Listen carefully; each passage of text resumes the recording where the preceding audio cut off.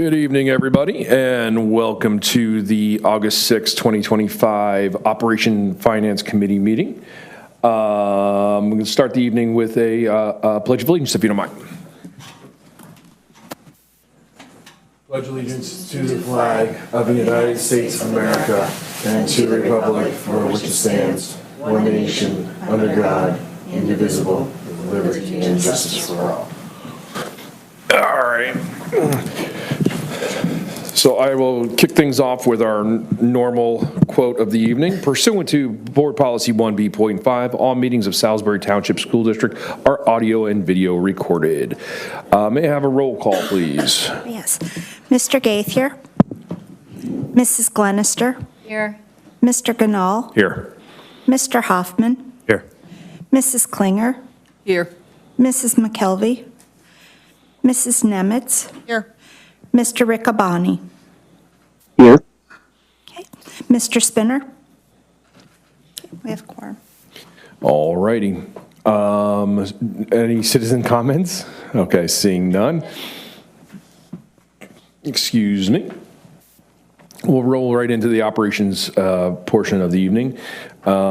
We have three topics to talk about tonight: master facilities plan update, summer projects update, and something that's broadly titled solar.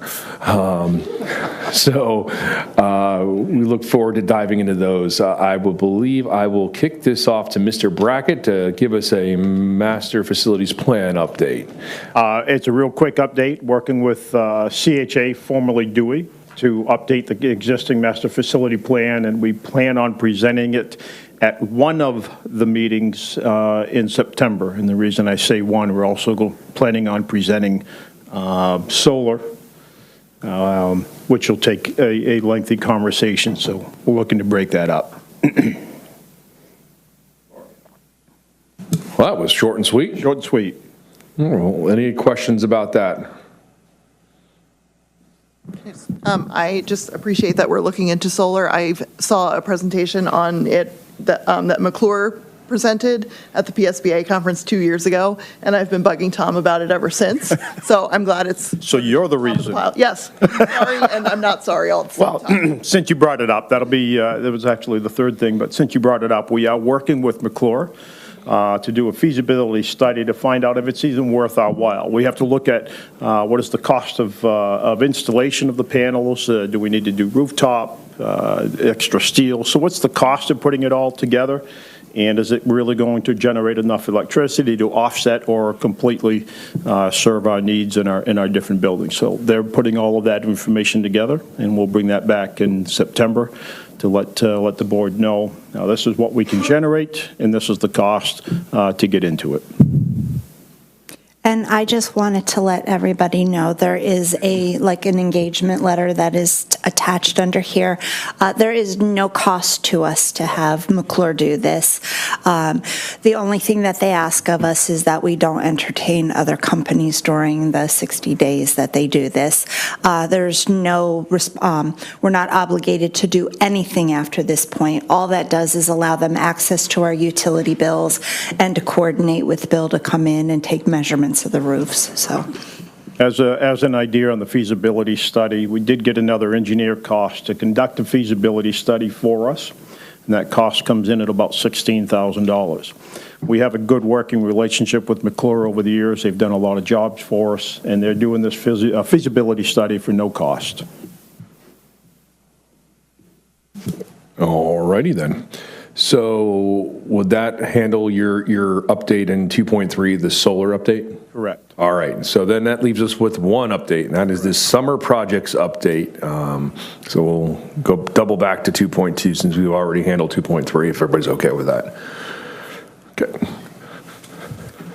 I'm going to ask you to drop down, if you would, please, and it's a matter of what projects are being shown, to week of July 21st, please. Should be that one. Nope, go back up. Keep going up. Should be week of July 21st. Yes, thank you. So we'll start there. The reason I dropped back, last week we dropped a lot of the completed projects off of your list. So I want to go back and make sure that everybody gets to see what we've completed up to this point in the summer. You can go back to presentation, or you're going to stay in that format. Wherever you want me to, Bill. You can Scoot around, this is a little easier. go down one more slide, and then open that up, please. Thank you. So on, as of week 5, all the classrooms and the upper pod hallways have been completed. The carpeting is removed, and we have LVT flooring installed. All those classrooms are completed. So all classrooms in the upper and lower pods are now LVT or VCT flooring. No more carpeting exists. Library configuration is ongoing. We're in really good shape for the library configuration. I'll go through this and then I'll show you pictures of everything. We are on target to meet the substantial completion date for the library reconfiguration. Elementary cafeteria painting has been completed. Middle school gym floor refinishing has been completed. Middle school fire alarm installation is ongoing. Again, we are set up to meet the substantial completion date for the new system going in, and thoroughly expect the old system to be dismantled probably within the first week that the teachers are on board, but it will not interfere with the teachers coming in. Middle school classroom floors are all completed. We actually ended up giving them a couple extra floors that we thought should be touched up. But the middle school classroom flooring has been completed. All of the classrooms that had carpeting are now LVT flooring. Middle school cafeteria painting has been completed. And we also installed new intercom systems in all 3 buildings. Now, the purpose for these intercom system was to change from an outdated analog system into a digital intercom system. This will greatly assist us in emergency response. So we do have an emergency management app called Raptor, and a teacher can push of a button on their phone, call for a lockdown or call for a different type of emergency. And on a lockdown, once the system is completely set up, I want to do some testing first before we go fully live with it. When the teacher says lockdown, it's going to talk to the intercom system. The intercom system is going to go over all the speakers in a particular building, say lockdown. There's a certain lockdown message. At the same time, that intercom system will dial out directly to the 911 center. Not dial 911, but call directly to the 911 center, which will greatly enhance first responder dispatching. So we get a little bit quicker response by doing so. Hopefully, we never use it. Go ahead. So it's difficult to show fire alarm installation. All we're doing is hanging things from ceilings or a picture of the bearings behind it. In this particular case, it's wiring being pulled throughout the entire building, but we are in good shape for this project being completed on time. Well, next slide. Next slide. Right there. Old versus new. I hate to say it, but the picture on the right does not do the floor or that room justice. You have to get into the gymnasium and understand what the painting, the bleachers, the floor. You can put it all together in your mind finally and just see what this particular space looks like from just 2 years ago. Middle school flooring. I'm sorry. How'd you take that picture? That's one of my cameras. Oh, okay. That's one of my security cameras. Middle school flooring, like I said, we removed all the carpeting, put LVT flooring, but here's a room with brand new carpeting.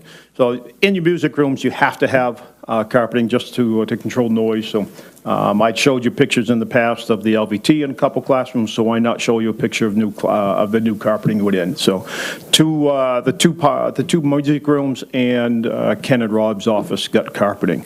Everything else was LVT.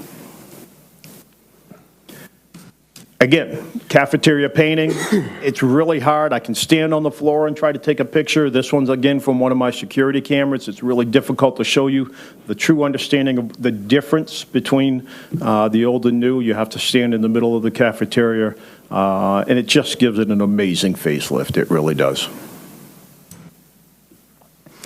So the hallway around, this is actually inside the library, where they're starting to put the ceiling grid in and the ceiling tile. A lot of this has been advanced even from this picture. All of the ceiling grid is in. They're starting to put ceiling tile and lighting in now.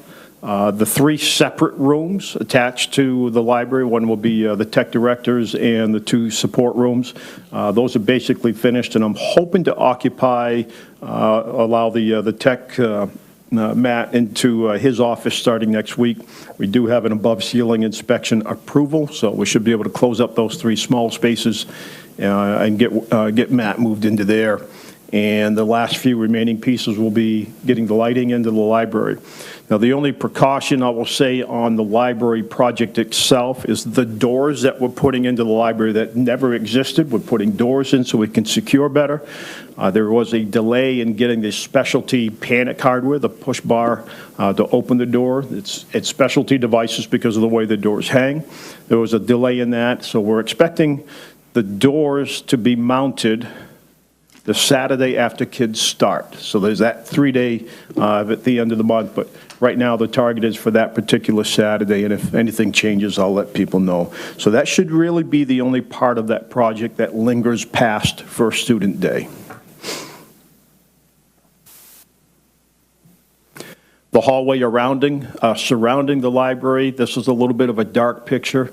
Again, the difference of night and day from old ceiling. All we did here was add new ceiling grid, new ceiling tile, and new lighting, and the difference is night and day. So this is the hallway that's sort of... I'm standing at in this particular, at the C-pod. So the faculty bathrooms are to my back. I'm right at that door looking down the hallway.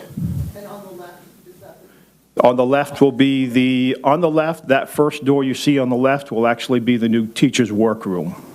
That's one of the new spaces from the library that we built in. Is the cafeteria behind you there? Correct. Okay, now I understand. This is on the back side of the building. Yep.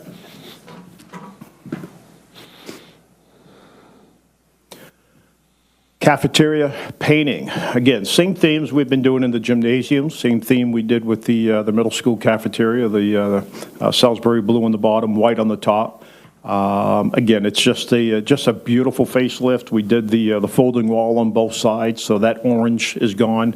We all loved it so much. I'm trying to leave some of the nostalgia behind, but Lynn's everything.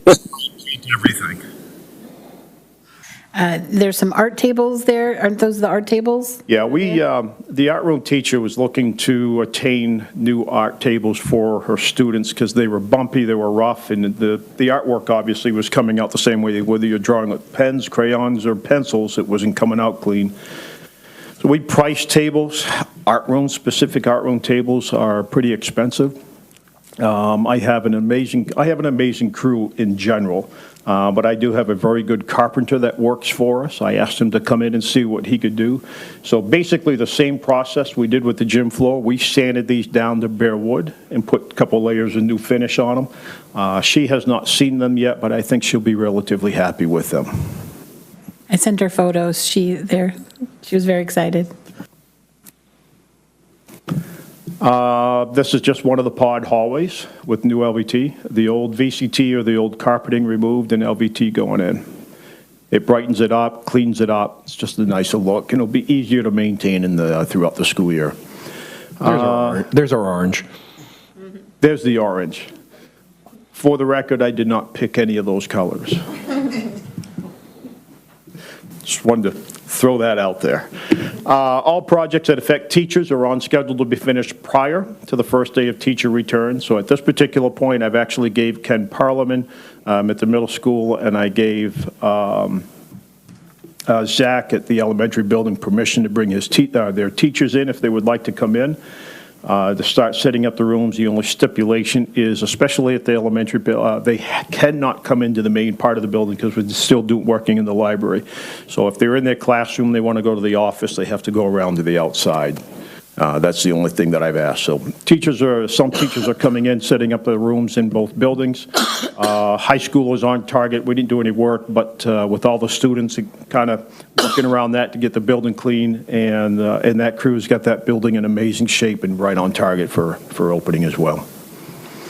Possibility exists. This is no longer exists. They're very confident that the systems will be completed prior to the school year. They might be removing the old system during the first week of teacher return, but it will not interfere with their work.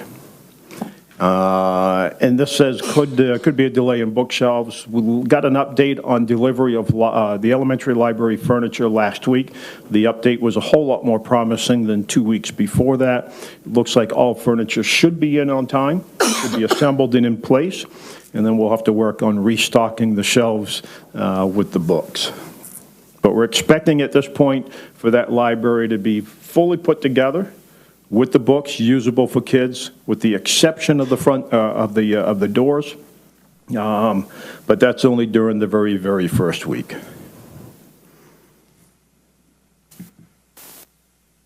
Any questions? We also have the stage curtains at the middle school on both the cafeteria, right, and the gym side. We're going to get them Coming cleaned. I'm down waiting on the so- second cost. I don't know if I can get them cleaned prior to the start of the school year, but we are going to get them. Stripping down that floor creates a lot of dust. Cloth is wonderful at collecting that dust, so we will be getting those cleaned.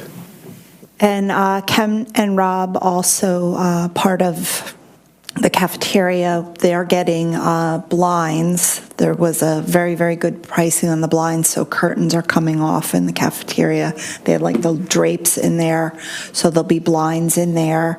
So those are two things that are still kind of in the works, maybe going on right when school starts, but that'll finish those areas off nicely, and then we're going to start looking to see what kind of grants will be out there to have the floors in the cafeterias redone, because that's the next finishing off those spaces. So that'll be a next thing to be looking at if we can get some funding.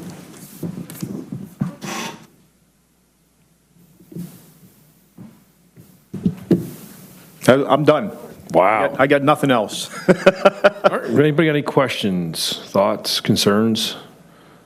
I didn't know if you, Bill, you have a list of things above that week of July 28th. I didn't know if you wanted to dive into any of those pictures in there, or is it just more reiteration there? Really, it's a reiteration. It's just a weekly update. This particular slideshow, if you haven't had a chance to look at it, it's just a weekly update. So when the week of July 28th is actually that presentation a little bit shorter than the other week, because we dropped all of the things that have been completed off of that, and just now monitoring the jobs that are still ongoing. One of the questions that I had about the slide 9 you have is the Western Elementary playground maintenance. I'm just curious to see if you could update us on what the status of that what the playground looks like right now. Usable. It's friendly. It's safe. Weed free? 2 out of the 3. So there's 3 sections of that playground, and I'll call it the one section where the multi-use apparatus is. I'm not sure there's a picture of it up there with the multi-use apparatus. We've been fighting weeds in those particular playgrounds for a few years now. And this year, it was actually due on my schedule a little bit later on, and somebody asked to pull it forward because of National Night Out, and that's not a problem.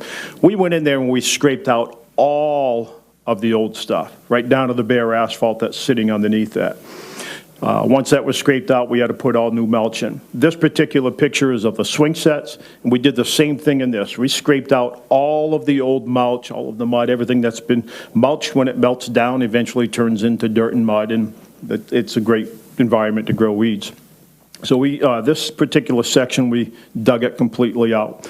The section of playground, which is really for the handicap type play apparatus, we did not have the opportunity to dig that one out. We put several inches of new mulch on top of that. We will monitor the weeds. The weeds are going to come through that. We'll monitor the weeds as that happens, and we'll put that on our schedule for next year to dig that one completely out.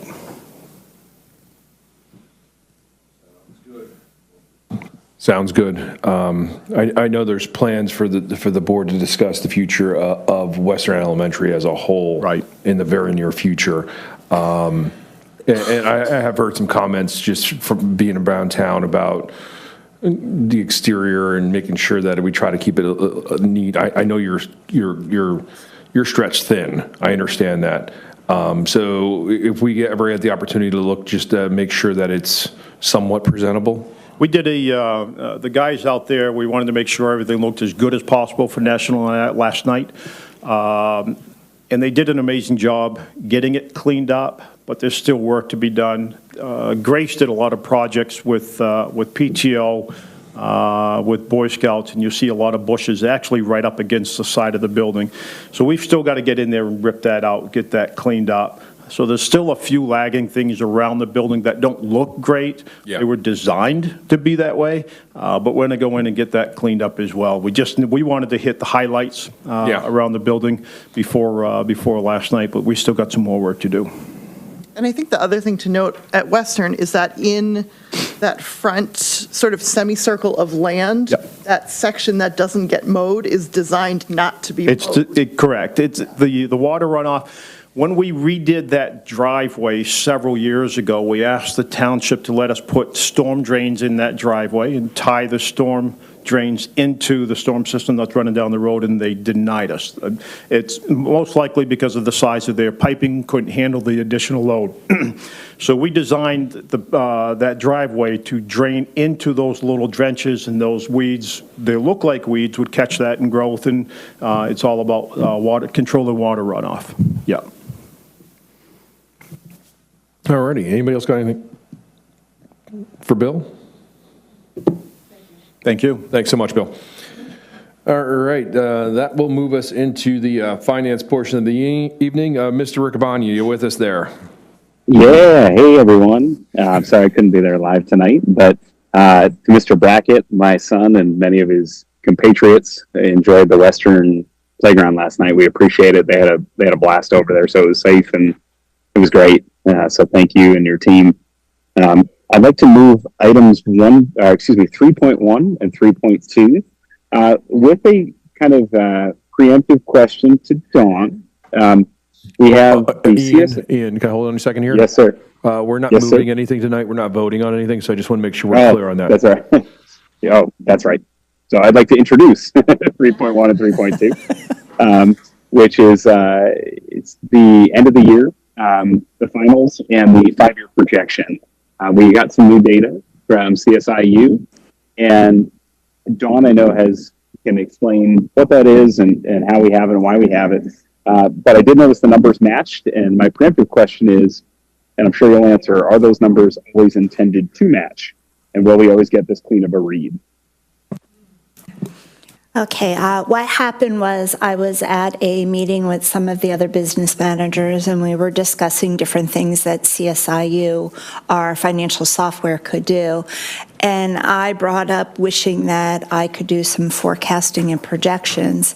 And they said there's actually a module called the financial dashboard that is a part of what we pay for already in it. And it does the same stuff. So I come back, Joanne worked on putting all of our assumptions in for both the forecast that we had for the year end and also the 5-year plan. And they tied out exactly to the way she's been uploading every month for Forecast 5. So we pay $18,000 a year to get a year-end projection software, a 5-year plan, and the treasurer report. So we're going to be asking the board to forego renewing Forecast 5 because this is the version that we have in CSIU. Looks a little bit different, provides the same. We can also add different things in. We've been working on building it out even more, putting more information into it so we can start putting percentages in. We can start doing graphs as well. I'm probably going to go back to the old version of the treasurer report, which provided the same information. It was just not that prettied version that we're seeing in Forecast 5. But I personally couldn't see spending $18,000 for 3 reports that we generate when we are able to get 2 of them that tie exactly the same but look a little bit different on the format. So that's what these two items are, to show you side by side the CSIU version and the Forecast 5 version.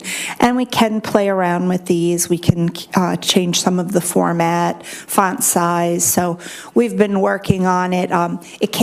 Both reports came out looking a little bit different. We've been matching up the formats to get them as close as we can. So these are just for you guys to see and see if you're all are okay with me not renewing the Forecast 5 software. So we spent $18,000 a year on Forecast 5. Yes. I think whatever is easiest for you to use and within reason dollar amounts, whether that's Forecast 5 or this, whatever gets us the information that we need in a way that you are the most comfortable with is fine by me. So if you're fine with this and it saves us 18 grand, Yeah, I came back, we showed Joanne where it was at. She took all of the assumptions that we had built for that first pass of the 5-year plan. She went in and put all the assumptions in here, ran the report, and all of our amounts tied out to the same as the Forecast 5 report. And then she went and did the same for the year end. She put all the actuals every month. So when we start doing this again, we will build out assumptions for everything, and then we'll put the actuals as we finish every month. And we're looking to hopefully bring that in November or December to have a projection for the year end in the CSIU version. That was my question, Don, if we would have a projection for this year. So thank you for answering that. And then I guess, is there just any reason, turning over every stone, why we might want to pay the $18,000? Is it easier to use? Is it simplified? Is there some API that makes it magic where you don't have to do manual work? And or is it kind of the same level of work, whether we use CSIU or the Forecast 5? This actually is easier using CSIU. It is all in our software. It runs and pulls the information right out of the system. With Forecast 5, there are reports that we would have to run, email to Forecast 5. They would let us know when they were uploaded. Then we could generate the projections or the year-end projections or the 5-year. So we'd have to send it to them and wait for them to get back to us that it was loaded up. So Awesome. It does cut the time down a little.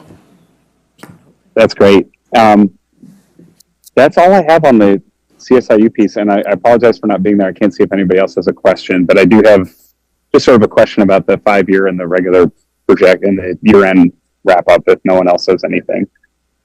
go for it. All right. So as we look at the 5-year and we look at the year-end, we did better than expected in the year-end compared to where we projected at the start of last August, right? And then over the 5-year plan, we do anticipate, our expenses exceeding our revenue shortly, into the 5-year plan. I know there's concerns in both directions in terms of, are we being considerate enough of the folks when we land with a surplus compared to what we originally projected? And on the other end, are we doing enough to plan ahead? Maybe we could review, this just an ask for Dawn, and this could have been an email, so I'm sorry. Could we earmark for next week maybe just a brief rundown, and we usually do, of how much we were ahead, a year, fiscal year, where that came from, which looked to be interest, state, and a little bit of federal tax and some other things. But then also, just maybe an opinion on moving up some of the projects because we do have some fund balance. I know Tom has some thoughts, and the solar would be a good choice. And then finally, what do we think? How can we plan now so that those pitfalls, those budget deficits, I believe in year 3, it might be year 2, I apologize, but I know definitely by year 5, we're at about 3.3 million in deficit. What can we do now to smartly kind of anticipate what those deficits might be? I'm going to try to dissect a couple things in your questions. In the year-end Sure. projection, the amount you see for the growth to fund balance is not the end. Until the end of August, we still do have accruals of salary and benefits for the employees that get paid out over the summer. We do have bills that come in that we're paying in regards to stuff that was purchased or received in June. We also have auditor's entries where he books the accruals for unpaid benefits to employees. So that could be up to $1 million swing in the other direction once all these expenditure entries are entered. So that amount is not a final amount on that. That I will not present until after the audit is all done and all the entries are posted. That's when we'll discuss the growth for the year and what we'll be adding to fund balance. In regards to planning for the future, we are working on building that out. We did plan and budget for concrete projects for next year.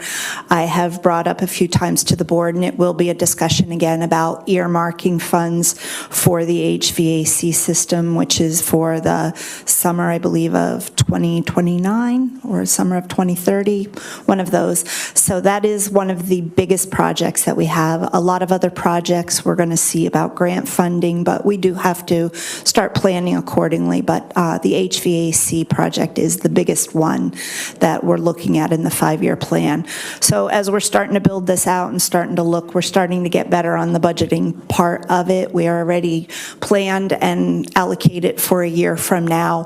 What we're going to try to do is start planning a 2-year gap and how to fund that. But I'm also looking at that 2030 project too. And that's where I would like to start earmarking funds for that. So that we can start planning for that. We already saw what the cost would be to us at financing at different levels at the current value. That can change as the market changes year from year, but those are things, we're just giving information for everybody to start to think about. So I hope that tackled some of your parts of your questions, but we will be bringing more information to you guys as we start doing the audit and seeing where the fund balance is going to land to start planning for the 2 and 3 and 4 and 5-year projects that are coming up. Awesome. Thank you. That addressed everything. Thank you. So Don, what I hear you saying is next week is going to be too soon to have a discussion about the end of year projections? Is that what I hear? Yes, what's on there is actual as of last week, what we ran with expenditures. So a few payrolls have been charged back, not a lot of them. The audit hasn't started. We haven't booked OPEB for post-benefit retirement amounts. There's been no auditing entries. So that is a larger amount than what we're actually going to see once the auditing entries and the final expenditures continue to get booked back.